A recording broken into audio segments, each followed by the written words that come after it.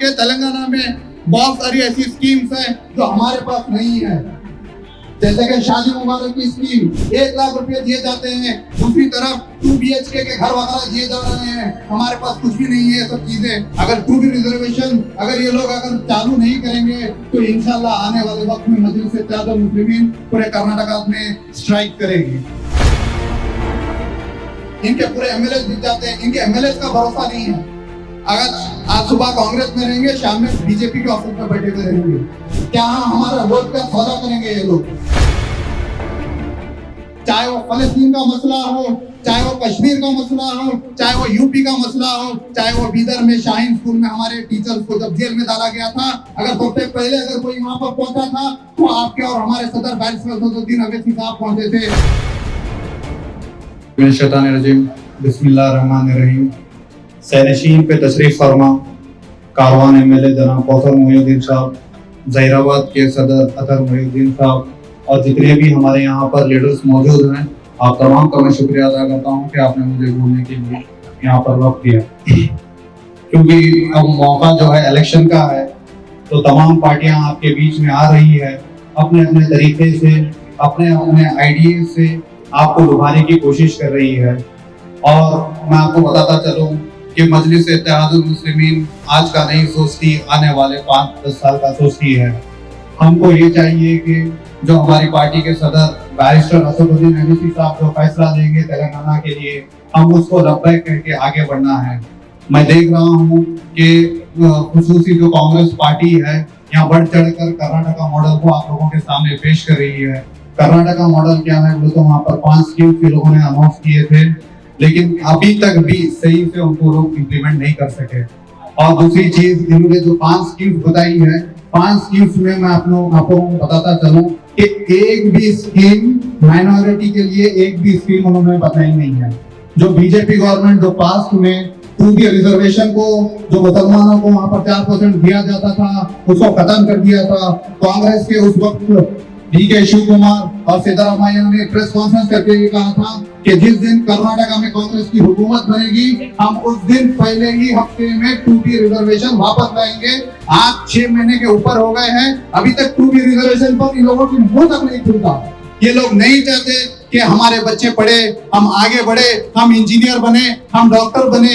ये लोग नहीं चाहते। ये लोग सिर्फ यही चाहते हैं कि हम रिक्शा चलाए, हम मंडी पर फूल फल बेचे। इनको नहीं दिखता कि हमारे बच्चों के सामने पढ़ने के लिए कितनी मुसीबत वगैरह है। अगर 2B रिजर्वेशन अगर ये लोग अगर चालू नहीं करेंगे तो इंशाल्लाह आने वाले वक्त में मजलिस इत्तेहाद मुस्लिमीन पूरे कर्नाटक में स्ट्राइक करेगी। और दूसरी चीज, इन्होंने ये कहा कि जो हिजाब का मसला है वो हिजाब के मसले को उलट देंगे, लेकिन सोशल मीडिया में सिर्फ रूमर्स फैला रहे हैं कि बच्चियां हिजाब पहनकर जा सकती है। मैं कांग्रेस के कर्नाटक के लीडर से पूछना चाहता हूं कि आप गवर्नमेंट का सर्कुलर बताइए कि हिजाब पहनकर आने का एक भी सर्कुलर नहीं है। सिर्फ सोशल मीडिया में ये यहाँ के स्पेशली तेलंगाना के मुस्लिम को ये बताने की कोशिश की जा रही है, देखो हमने जो हिजाब का इशू था इसको वापस कर दिया। तो मेरी आप लोगों से गुजारिश है कि आप इनके मद्दारों के बातों में मत आइए। और दूसरी चीज, हिंदुस्तान में कहीं पर भी कोई इशू हो, अब तो हिंदुस्तान छोड़िए दुनिया में भी अगर कहीं कोई इशू होता है, अगर कोई माइनॉरिटीज के ऊपर कोई उंगली भी उठाता है, तो अगर सबसे पहले उसके ऊपर आवाज कोई उठाता है तो वो आपके और हमारे सदर बैरिस्टर असदुद्दीन अवैसी साहब उठाते हैं। चाहे वो फलस्तीन का मसला हो, चाहे वो कश्मीर का मसला हो, चाहे वो यूपी का मसला हो, चाहे वो बीदर में शाहीन स्कूल में हमारे टीचर्स को जब जेल में डाला गया था, अगर सबसे पहले अगर कोई वहां पर पहुंचा था तो आपके और हमारे सदर बैरिस्टर असदुद्दीन अवैसी साहब पहुंचे थे। वही कांग्रेस के लीडर, वहां का कांग्रेस का MLA बाजू में जेल रखकर नहीं गया। जब असद साहब वहां पर जेल को पहुंचे तो पूरे उड़ गए। सिद्धरामैया को बैंगलोर से बीदर आना पड़ा। ये हमारी ताकत है, ये आपकी ताकत है। अगर आप लोग इसी तरीके से बैरिस्टर असदुद्दीन अवैसी के हाथों को यहाँ पर तेलंगाना में मजबूत करे तो मैं कहता हूँ कि तेलंगाना ही नहीं, कर्नाटक, महाराष्ट्र में अगर कहीं पर भी अगर कोई भी माइनॉरिटीज के खिलाफ अगर आवाज उठाता है, अगर हाथ भी डालता है, तो उसको 100 वक्त सोचने पर मजबूर होना पड़ेगा।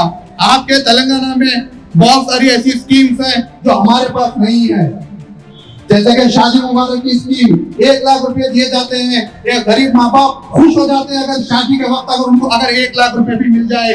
देश के लिए बहुत बड़ी बात है। दूसरी तरफ 2 BHK के घर वगैरह दिए जा रहे हैं, हमारे पास कुछ भी नहीं है ये सब चीजें। वो लोग कह रहे हैं हम आप पे 200 यूनिट जो है करंट फ्री कर देंगे। आपको बताता चलो, थोड़े दिन पहले कर्नाटका के किसान क्रोकोडाइल जो मगरमच्छ होते हैं ना, मगरमच्छ लेके चले गए कर्नाटका के इलेक्ट्रिसिटी ऑफिस में, करंट दे रहे नहीं दे रहे बोलते, करंट तक नहीं है किसानों के पास। आप सोचिए, ये लोग सिर्फ बेवकूफ बना रहे हैं और कुछ नहीं कर रहे हैं। तो दूसरी तरफ यहाँ पर जो BRS की गवर्नमेंट है, असद साहब ने कह दिया है जहाँ हमारे कैंडिडेट खड़े रहेंगे वहां पर MIM को जिताना है, और जहाँ पर हमारे कैंडिडेट नहीं है वहां पर मामू को सपोर्ट करना है। अब रही बात जहीराबाद से, अगर असद साहब बोले कि यहाँ से कैंडिडेट डालना है तो लब्बैक कहकर MIM को वोट डालना है। अगर साहब बोले कि अगर यहाँ से नहीं डालना है तो वो सदर साहब का फैसला है। तो मैं बस अपनी इतनी सी बात कहना चाह रहा हूँ कि इनके दिल भरे बातों में मत आइए। ये कांग्रेसी आ जाते हैं, जब वोट की ले लेंगे फिर बाद में पलटकर हमको 40 साल 5 साल तक हमको देखेंगे नहीं। इनकी हुकूमतें थी, अभी राजस्थान में इनकी हुकूमत थी, क्यों नहीं वहां पर माइनॉरिटीज को रिजर्वेशन देते? मध्य प्रदेश में इनकी गवर्नमेंट थी, कैसा गिर गई इनकी गवर्नमेंट? इनके पूरे MLA जीत जाते हैं, इनके MLA का भरोसा नहीं है। अगर आज सुबह कांग्रेस में रहेंगे, शाम में BJP के ऑफिस में बैठे हुए रहेंगे, क्या हमारा वोट का सौदा करेंगे ये लोग? तो बस मैं इतनी सी बात कहूंगा कि जो भी फैसला असद साहब लेंगे उसको हमको लब्बैक कहकर तेलंगाना के पूरे मुसलमान ये बता दें कि हम आज भी मुत्तहिद हैं, कल भी मुत्तहिद रहेंगे। आप लोग को एक तारीख की बात बताता चलो, जब उस सल्तनत उस्मानिया थी, जब खिलाफत थी, तो मस्जिद अक्सा की तरफ कोई भी हाथ उठाकर नहीं देखता था। जिस दिन उस्मानी सल्तनत गिर गई, उस दिन अगर सबसे पहले अगर हमारे हाथ से गया तो वो फलस्तीन गया। आज क्या हालत हो रही है आप देख रहे हैं। मैं आपको इंडिकेशन दे रहा हूं, अगर तेलंगाना में भी अगर हमारी इख्तिदार यहाँ से चले जाएगी, खुदा ना खास्ता आने वाले वक्त में कुछ बहुत बुरे हालात हो जाएंगे। बस मैं इतनी सी बात कहते हुए अपनी जगह लेता हूँ। शुक्रिया, खुदा हाफिज।